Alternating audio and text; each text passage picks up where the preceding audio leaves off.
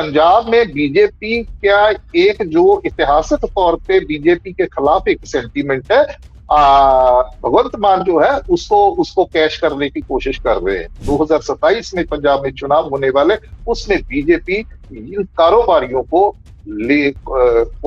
Target कर रही है। इस रेज की वजह से बीजेपी ने, मुझे लगता है कि पंजाब में एक गलती जरूर कर लिया।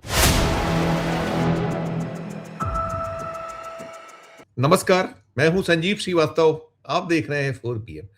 दोस्तों, बंगाल फतह करने के बाद अब मोदी और शाह की जोड़ी पंजाब को अपने पक्ष में करने की जुगत में जुटती नजर आ रही है। और अब वहां जो खेला है वो बीते कई दिनों से चल रहा है, अब तेज हो गया है। और आज फिर वहां से एक बड़ी खबर निकल कर आई है। जो भगवंत मान सरकार है, उसके एक मंत्री के यहाँ ईडी की रेड हुई, और ईडी की रेड होते ही जो जुबानी जंग है वो भी छिड़ गई है, और मोदी और शाह कटघरे में खड़ा किए जा रहे हैं। और पंजाब कितना महत्वपूर्ण है, ये अगले साल वहां 2027 में चुनाव है, वो विदित है। तो कहीं जो शैली है भारतीय जनता पार्टी केंद्र की सरकार पे, जो आक्षेप आरोप है मोदी और शाह की जोड़ी पे, जो ब्लेम्स हैं, कुछ वैसा ही जो बैटल है वो पंजाब में सस्ता नजर आ रहा है। और हम चलेंगे इसी सब पर बातचीत करने के लिए एक बेहद बेहद खास मेहमान के साथ जोड़ूंगा उनको। जुड़ गए हमसे, हमारे साथ हैं सीनियर जर्नलिस्ट राजू विलियम्स। तो राजू जी, बहुत बहुत स्वागत, आपने वक्त निकाला। और बहुत बहुत धन्यवाद जी। हो गई है ईडी की रेड, और ईडी की रेड के बाद जुबानी जंग भी कहा जा रहा है कि ये सब जो है वो पार्टी को तोड़ने की एक जो कोशिश है। क्योंकि पहले आपने ध्यान है 7 जो राज्यसभा के सदस्य तोड़े गए थे, और कैसे रातों रात उन्हें मर्ज कर लिया गया था भारतीय जनता पार्टी में। उसको लेकर कहीं ना कहीं राष्ट्रपति तक पहुंचे हुए हैं भगवंत मान, उसका प्रतीक्षा चल रही है, और कानूनी दांवपेच भी जानेंगे। इन सब के बीच में ये जो आज वहां रेड हुई है, संजीव अरोड़ा जो मान सरकार में मिनिस्टर है, और इसको लेकर जो जुबानी जंग है, सब पर एक नोट आपका। संजीव जी, इस रेड को संजीव अरोड़ा, जो कि बहुत एक महत्वपूर्ण और बहुत ताकतवर मंत्री हैं भगवंत मान सरकार में, उनके ऊपर ये रेड जो है, इससे पहले भी 2 रेड्स हुई हैं उनसे, आज से 20-22 दिन पहले। तो वहां पे उसके बाद उसी दौरान ये अशोक मित्तल और दूसरे इनके इनके ऊपर भी रेड हुई थी। वो तो चले गए बीजेपी में, लेकिन ये डटे हुए थे, और इन्होंने एक वक्तव्य ये दिया था कि मैं कहीं नहीं जा रहा हूं, बावजूद इसके कि रेड। तो ये जो रेड आज हुआ है, ये जिसे हम कहते हैं अंग्रेजी में वेटिंग टू हैपन, कि ऐसा होना ही था, तो वो आज हो गया। लेकिन इस रेड की वजह से बीजेपी ने, मुझे लगता है कि पंजाब में एक गलती जरूर कर ली, और वो ये गलती की है कि इस रेड के बाद जो प्रतिक्रियाएं, जो उद्योग का जो है यहाँ पे लुधियाना और पंजाब में, वो बहुत ही जो प्रतिक्रियाएं हैं वो बीजेपी के लिए उनको खुश करने वाली नहीं है। इसका बुरा मनाया गया है, एक शौक वाला, एक जिसे कहते हैं प्रतिक्रिया है कि ये कैसे हो गया। और मजे की बात यह है कि जो उद्योगपति, उनमें वो भी शामिल है, मेरी कईयों से बात हुई है तो उनमें वो भी शामिल है जो किसी वक्त बीजेपी के भी वो रहे हैं, समर्थक रहे हैं, जो इनको फंडिंग भी करते रहे हैं, अकाली दल के साथ भी संबंधित रहे हैं, जो कांग्रेस के भी समर्थक है। उसकी वजह यह है कि बतौर एक उद्योग मंत्री के इनके पास पोर्टफोलियो भी थे, ये अपना पावर मिनिस्टर भी रहे हैं, ये और ये लोकल गवर्नमेंट मिनिस्टर भी रहे हैं। तो उन्होंने बहुत ऐसे ऐसे पुराने, ऐसे 40 साल पहले के जो समस्याएं थी उद्योगपतियों की, इंडस्ट्रीज की, उसको उनका समाधान निकाला, डिसीजन, वो सब खुश थे। और एक इनकी छवि एक ऐसे नेता की थी कि जिसको जब भी मर्जी कोई फोन के ऊपर इनसे इनसे संपर्क जो है वो साध सकता था। तो ये मुझे लगता है कि ये दांव थोड़ा उल्टा पड़ा है। दूसरा कि टाइमिंग जो है इसके, आज भगवंत मान जो मुख्यमंत्री अरविंद केजरीवाल, उन्होंने प्रेस वार्ताएं भी की हैं। उन्होंने ये कहा है कि ये बीजेपी की जानी पहचानी नीति है, और ये पार्टी को तोड़ रहे ये कोशिश है। लेकिन उससे भी ज्यादा बात यह है कि ना सिर्फ पार्टी को तोड़ने वाली बात है, ये एक डराने धमकाने वाली, ताकि ये जो पंजाब का उद्योग का जो वर्ग है और जो शहरों में सीमित है, जैसे लुधियाना सबसे बड़ा, उसके बाद जलंधर और अमृतसर, एक तरीके से उनको एक धमकाने वाली जो एक मैसेज है वो इन्होंने किया है। लेकिन जो प्रतिक्रियाएं आई हैं इमीडिएटली, वो लोगों ने इसका बहुत बुरा मनाया कि ये ठीक नहीं किया, क्योंकि इनकी छवि एक ऐसे ऐसे उसकी थी राजनीतिक नेता की, जो सरकार में रहते हुए इन्होंने उन लोगों का जो ये जो उद्योगपति कारोबारी जो वर्ग है उसके लिए इन्होंने बहुत से काम किए और बहुत लोकप्रिय है उनमें। तो ये चाहे कुछ भी रहा हो, अब बात ये भी लोग कर रहे हैं कि भैया 157 करोड़ का ये जो जीएसटी और दूसरा आपने फ्रॉड का निकाला है, तो कह रहे हैं भाई ये इसकी जो टाइमिंग है वो सबसे ज्यादा महत्वपूर्ण है, क्योंकि इससे पहले भी रेड्स हो चुकी हैं और अब ये रेड्स और पंजाब से बाहर भी इनकी जो नीति है वो यही रही है। तो जो टाइमिंग की वजह से उन्होंने कहा कि भी ये सिर्फ और सिर्फ 2027 में पंजाब में चुनाव होने वाले, उसमें बीजेपी इन कारोबारियों को टारगेट कर रही है। और ये जो है संजीव अरोड़ा और अमन अरोड़ा, उनके ऊपर भी कल उनका एक साथी है उसका भी नाम जोड़ा जा रहा है। तो उसका उन्होंने तो ये दावा किया कि मेरे वो मित्र हैं, लेकिन मेरा उससे कोई लेना देना नहीं है। तो ये दो ऐसे हिंदू चेहरे हैं पंजाब में आम आदमी के पार्टी के पास, जिसको मुझे लगता है कि बीजेपी जो है अपने पाले में खींचने की जो कोशिश कर रही है, या उनकी तो कोशिश है कि ये बीजेपी में शामिल हो जाए, या फिर ऐसा है कि ये थोड़ा अपना अपना एक जिसे कहते हैं कि अपनी गतिविधि जो है उसको थोड़ा सा इतना मुखर हो के वो सरकार के लिए काम ना करें। और इन दोनों के खास करके ये जो है संजीव अरोड़ा जी एक बहुत बड़ा मतलब भी ऐसा काम कर रहे हैं सरकार के लिए, इन्वेस्टमेंट प्रमोशन का भी इनके पास दायित्व था। तो अभी ये नेदरलैंड में भी होके आए, तो एक तरीके से जो आम आदमी पार्टी का जो फंडिंग है उनकी, उसको भी चोक करना समझा जा रहा है। यही सवाल करने वाला था आपसे कि क्या ये उनकी जो फाइनेंशियल जो कमर है वो तोड़ने की कोशिश के तौर पर देखा। एक और दूसरा जैसे आपने कहा इसमें आया है कि जो फर्जी बिक्री है, शेल कंपनियां 157 करोड़ की जो निकलकर हम लोग तक पहुंच रही है जो सूचना है। और इसमें सबसे दिलचस्प है कि भारतीय जनता पार्टी इस चीज को ईडी ने शायद कम ब्रीफ किया, बीजेपी ज्यादा ब्रीफ कर रही है। तो इसको भी थोड़ा एलोबरेट कीजिएगा। बिल्कुल बिल्कुल इसका इसके इसके इसके देखिए उनके महासचिव जो है वो पंजाब से ही हैं जो कर रहे हैं। तो ये बड़ी मतलब ही अपने आप को एक तरीके से एक्सपोज ही कर रहे हैं कि काम ईडी का है और उस पर वक्तव्य वो दे रहे हैं। तो इससे सीधा सीधा ये जो लोगों में यहाँ पे ये बात गई है कि ये राजनीतिक हाथ है इसके पीछे, ये राजनीति से प्रेरित ही है कि अगर भाई आप इतनी देर संजीव अरोड़ा वो कब से राज्यसभा के मेंबर है, 2022 में बन गए, उसके बाद वो मंत्री भी बने। तो आपको आज पता चला, लोगों को ये कहना है कि उनको आज पता चला कि इन्होंने फर्जीवाड़ा किया है, तो पहले क्यों नहीं उसके ऊपर। देखिए बात ऐसी है कि उसमें को जो भी खुलासे होते हैं उसमें अगर इनका कुछ ऐसा इन्होंने किया है, कानून का उल्लंघन किया है इनका, वो अलग बात है।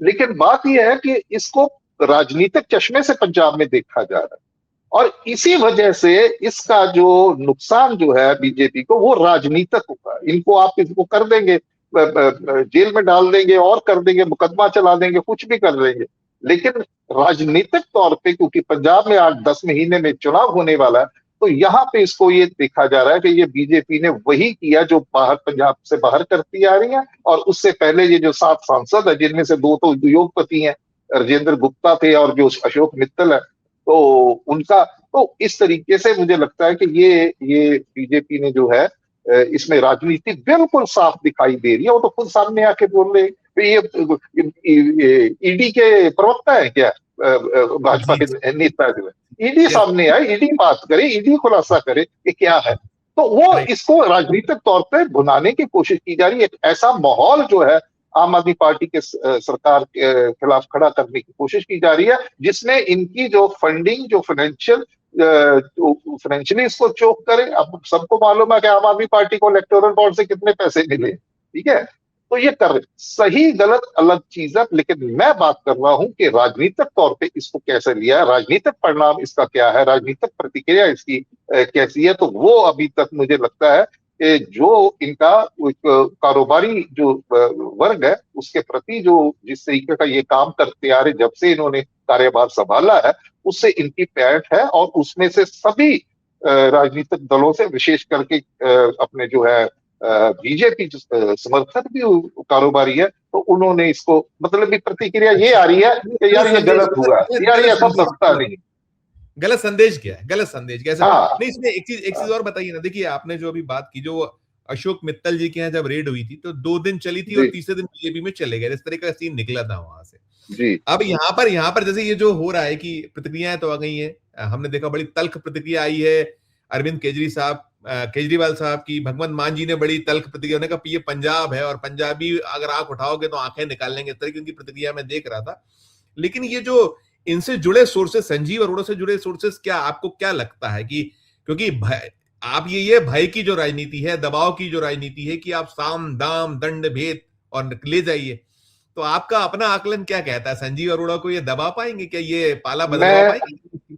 जी। मैंने जो उनके नजदीकियों से बात की है उसके आधार पे मैं ये कह सकता हूं कि वो बिल्कुल उनका ये मानना है कि एक भय का वातावरण पूरे का पूरा जो कारोबारी जगत है पंजाब का, उसमें एक भय का वातावरण पैदा करने की कोशिश की है कि भाई अगर आप आम आदमी पार्टी की के साथ दिखाई दोगे तो फिर आपके साथ ऐसा होगा। तो एक मैसेजिंग ये है, तो ये मान रहे हैं वो लोग।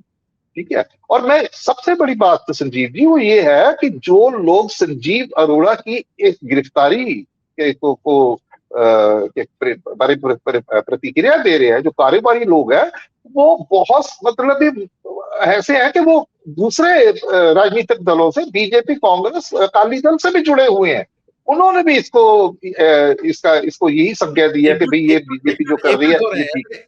एकजुट हो रहे हैं, ऐसा कह सकते हैं, एकजुट हो रहे हैं। क्योंकि ये एक व्यक्तिगत छवि जो है एक मंत्री के तौर पे जो इन्होंने बनाई है, और इनका जो एक एक्सेसिबिलिटी जो है, और जो इन्होंने काम किए हैं पुराने ऐसे ऐसे नीतियों में बदलाव किया है जो कि कारोबारी जिसके लिए बहुत देर से जद्दोजहद कर रहे थे, संघर्ष कर रहे थे, तो इनकी वजह से तो एक बहुत इनकी पैठ जो है सकारात्मक एक छवि जो है कारोबारी जगत में है इनकी। और दूसरी बात है कि बिल्कुल राजनीति से प्रेरित है, क्योंकि आपको याद दिला दूं अभी 2-3 दिन पहले पंजाब में जलंधर में ये जो है बीएसएफ का हेडक्वार्टर, उसके सामने फिर आर्मी का जो है वहां पे अमृतसर में बॉर्डर के पास वहां पे छोटे से धमाके हुए हैं। हाँ, प्लस उसके बाद भगवंत मान ने ये बोल दिया कि भाई ये तो बीजेपी करवा रही है धमाकों। तो राजनीति तो वो भी कर रहे हैं कि वो पंजाब में बीजेपी का एक जो ऐतिहासिक तौर पे बीजेपी के खिलाफ एक सेंटीमेंट है, भगवंत मान जो है उसको कैश करने की कोशिश कर रहे हैं। तो उसी की प्रतिक्रिया है। उसके बाद उन्होंने लीगल नोटिस दे दिया इनको, और आज उन्होंने जो प्रेस कॉन्फ्रेंस की कहते मैं नहीं डरता लीगल नोटिस से। तो वो शरेआम खुलेआम भगवंत मान जो है वो बीजेपी के विरोध में जो है वो खड़े हो गए और ऐसी मैसेजिंग कर रहे हैं कि बीजेपी पंजाब के हितों के लिए सही एक पार्टी नहीं, ऐसा भगवंत मान कोशिश कर रहे हैं पंजाब में करने की। तो उसके चलते ये जो पार्टी को तोड़ना, दूसरा तीसरा, वो सारी चीजें इसी के बीच में आ जाती हैं। तो भगवंत मान कितना सफल होते हैं इसको, उस लड़ाई को उस तरीके से लेके जाने के लिए बीजेपी वर्सेस आम आदमी पार्टी। क्यों? क्योंकि बंगाल की जीत के बाद एक अति उत्साहित मुद्रा में जो है बीजेपी वाले के भाई हम तो कुछ भी कर सकते हैं, अब बंगाल जीत लिया, अब पंजाब की बारी है। तो यहाँ पे ऐसा खेला जो है ये जरूर करेगा और इसकी अपेक्षा की जा रही थी। ये कोई ऐसी बात नहीं है। लेकिन बीजेपी ने ये जो धड़ाधड़ लगातार किया, तो उससे इसकी जो राजनीतिक मंशा जो है वो बुरी तरह से एक्सपोज हुई है लोगों के सामने। बिल्कुल। हाँ, मैं ये है यहाँ पर कि देखिए वो 7 राज्यसभा सांसद कैसे टूटे उसका पूरा हमने देखा, फिर कैसे उनको रातों रात बीजेपी में शामिल कर लिया गया, मान्यता मिल गई, ऑफिशियली जो राज्यसभा के सभापति जी उनसे हो गया सारा कुछ। तो अब जो कहीं ना कहीं देखिए खेल तो वही है कि पंजाब में आपको कैसे नेस्ता नाबूद कर दिया जाए।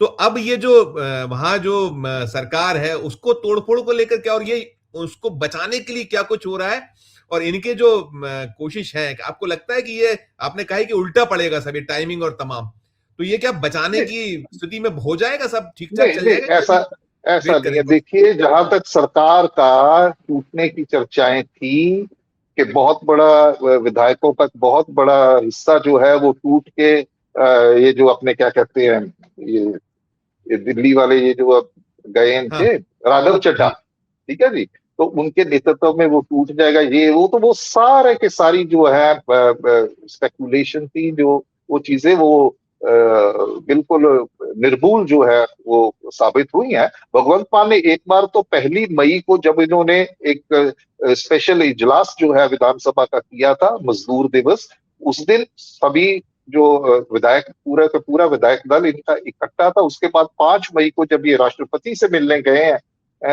तो वहां पे भी विधायक दल पूरा था, तो वो तो एकजुटता का प्रमाण उन्होंने दे दिया। तो ऐसा कुछ नहीं जो होने जा रहा है, मुझे ऐसा लग रहा है कि ये जो कवायद चल रही है यही चल रही है जो दिल्ली में 2025 के चुनाव से पहले वो इनकी एक छवि, जो ये खुद भी बढ़ा चढ़ा के भी बोलते हैं कि हम कोई ईमानदार है, कट्टर ईमानदार हैं, तो वो सारे का सारा इनको भ्रष्ट और बेईमान जो सिद्ध करने की जो इनकी नीति है बीजेपी की, जैसे दिल्ली में किया और वो चुनाव हार भी गए, अपना खुद अरविंद केजरीवाल अपना चुनाव हार गए, तो ऐसा ही कुछ यहाँ पे कि पंजाब में वो ये बीजेपी सिद्ध करने की कोशिश कर रही है कि ये लोग तो भ्रष्ट लोग हैं, ये तो बेईमान है।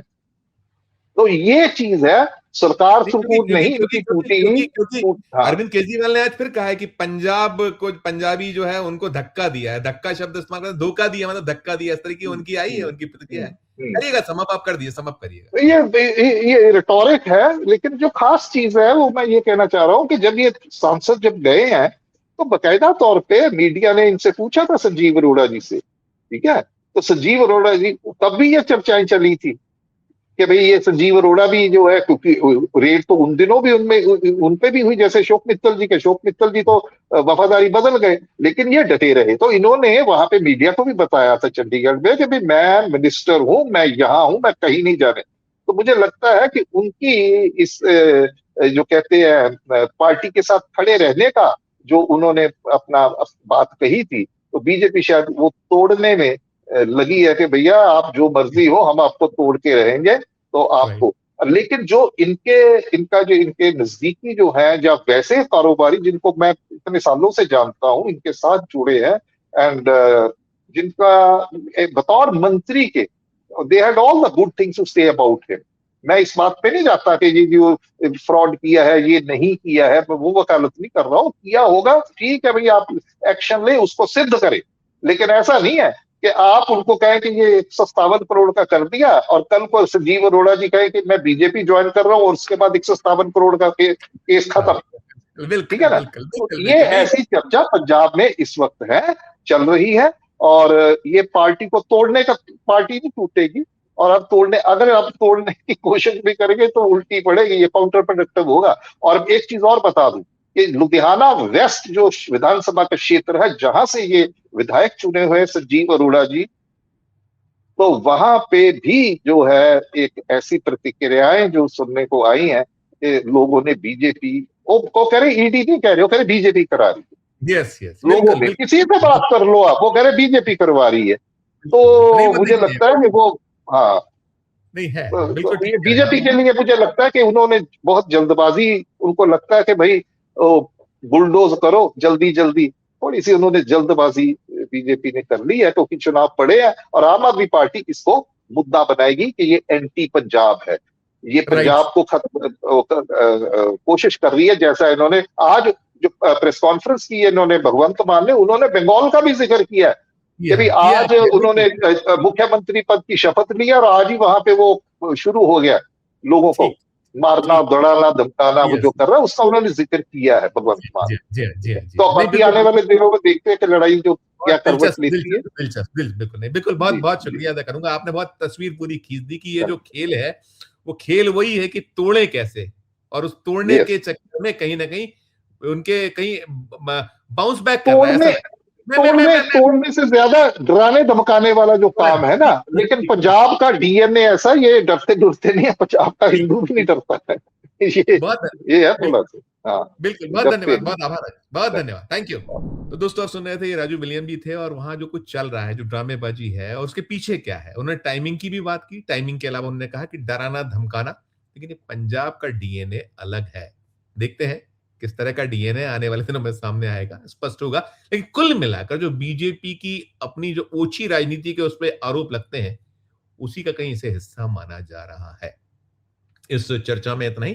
पूरी खबर को सुनने के बाद और राजू जी का जो पूरा उन्होंने वहां का स्पष्ट अब तक का जो स्थिति है उसको आपके सामने रख दिया है। टिप्पणी जो भी हो, प्रतिक्रिया हो, जरूर हमारे इस वीडियो के कमेंट बॉक्स में जाकर दीजिएगा, प्रतिक्रिया और टिप्पणी दोनों। और अच्छी लगे चर्चा तो चैनल को लाइक कीजिए, सब्सक्राइब कीजिए, ज्वाइन का बटन दबाइएगा तो हमारी हौसला अफजाई होगी। प्यार से बैठकर देखते रहिए 4 PM।